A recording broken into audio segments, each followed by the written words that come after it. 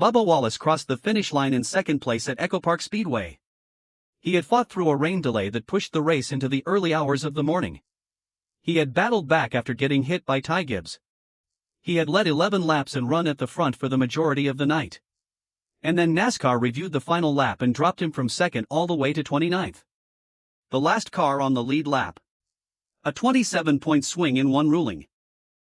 And when the reporters found him afterward, Wallace had 4 words. A penalty's a penalty. But he was not done. Here is exactly what happened on the final lap. Ryan Blaney and Carson Hocevar are running 1-2 at the front. Wallace is third. On the backstretch, Wallace shoots to the inside and goes below the yellow line. The out-of-bounds marker at Atlanta that no driver is allowed to use to gain a position. The move makes it 3 wide heading into turns 3 and 4. All 3 cars carry that formation nearly to the start-finish line in one of the most dramatic finishes Echo Park Speedway has ever produced. Blaney crosses first. Hocevar second. Wallace third. Or so everyone thought. NASCAR reviewed the closing moments and ruled under Rule 8.3.2 of the NASCAR rulebook that Wallace had advanced his position from third to second by going below the yellow line. Second becomes 29th. Just like that. Wallace went straight to the media and disputed every single word of that ruling. He said, "It says advancing your position, which I did not do. I stayed third and I was all over the brakes to make sure I did not advance. As soon as I turned, I was like, I am going to wreck. I got on the brakes, kept it underneath me and still ended up side by side."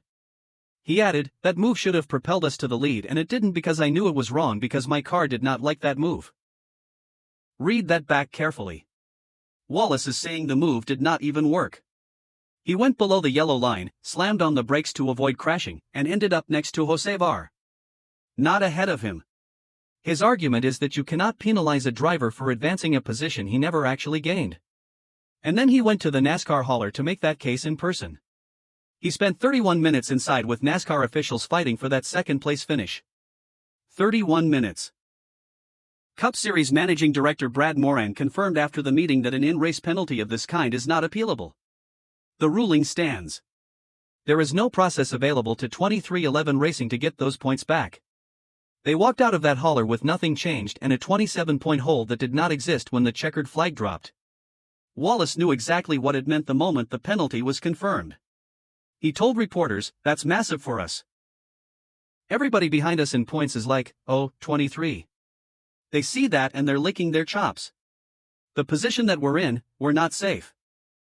We need to figure out what we need to do moving forward because again, I did not advance my position."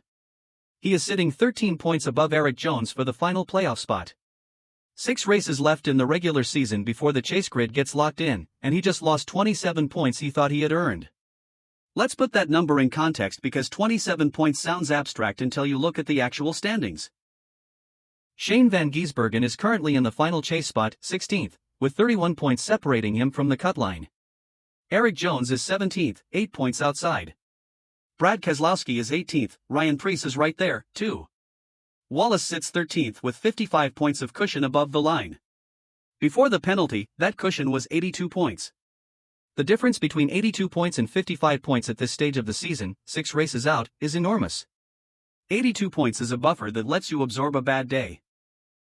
55 points means 1 mechanical failure, 1 crash you did not cause, 1 wrong strategy call sends you to the bubble. And Wallace has already had multiple asterisk races this season where bad luck cost him exactly that kind of cushion. But here is the part of this story that almost got buried under the penalty drama. The 27-point swing from the yellow line ruling was not the only damage Wallace took. Earlier in the race at the end of Stage 2, Ty Gibbs hit Wallace square in the bumper and spun him out of 6th place. Gibbs is a Joe Gibbs Racing driver, technically a Toyota ally since 2311. Racing and JGR share a manufacturer relationship, and yet Gibbs drove straight into the back of Wallace, cost him stage points, and then had the nerve to tell Wallace afterward that he should not have been blocking. Wallace addressed it directly and did not sugarcoat a single word of his response. He said, "I said lift. I said there's an opportunity to give, and you didn't." He was like, "Well, don't block me." It's like, "Bro, you hit me square in the bumper. The block was well ahead. You seen it coming." And then he ended with a line that should make everyone at Toyota headquarters deeply uncomfortable. Yeah, that's Toyota teammates. We don't race very well together. A driver publicly saying his own manufacturer allies cannot be trusted to race him cleanly is not comment. That is a statement about the relationship between two organizations that are supposed to be on the same side. The post-race confrontation between Wallace and Gibbs was caught on video and spread immediately across NASCAR's social media. The two met beside Wallace's number 23, Toyota on Pittsburgh Road. It was not a screaming match. It was not a shoving incident, but it was tense. Both said their piece. Both walked away in different directions. And the footage of that exchange was circulating within minutes of the race ending. Here's what makes this situation even more layered. Wallace and Gibbs are connected through more than just Toyota. Denny Hamlin co-owns 23XI Racing. Hamlin and Ty Gibbs are JGR teammates. Gibbs drives for the organization that Joe Gibbs, Ty's grandfather, founded. So, when Wallace says Toyota teammates do not race each other well, he is also indirectly pointing at a dynamic that affects his own team owners' relationships within the manufacturer ecosystem. That is a complicated web to navigate when you are already fighting for your playoff life. And all of this happened in a race that was genuinely one of the most chaotic Atlanta nights in recent memory. The race was delayed by rain and did not finish until nearly 2 o'clock in the morning local time. It went to overtime. Multiple cautions disrupted strategy throughout. And through all of it, Wallace was fast, genuinely, undeniably fast. He led 11 laps. He was running at the front when Gibbs hit him at the end of stage 2. He climbed back through the field. He was in position to finish second. And then 30 seconds on the backstretch of the final lap erased everything. Ryan Blaney won the race, his second victory of the season and the 19th of his Cup career. He was pushed to the line by Christopher Bell and said afterward, "I really have to shout out Christopher Bell for being right on my bumper all the way through 3 and 4 and a big push. He was a big reason why we won the race." That is the win. That is the story everyone expected to talk about. And instead, the entire conversation immediately became about the number 23 car and the ruling that sent Wallace from 2nd to 29th. The yellow line rule at Atlanta exists for a clear reason. Echo Park Speedway's high-banked superspeedway hybrid layout creates situations where going below the out-of-bounds line gives a massive aerodynamic and momentum advantage. NASCAR has to enforce it or the bottom of the track becomes a free pass every time someone wants a position. The rule itself is not the controversy. The controversy is in the interpretation. Wallace's argument that he went below the line without gaining the position and was on the brakes the entire time trying not to crash is a genuine and reasonable dispute. It is the difference between the letter of the rule and the spirit of it.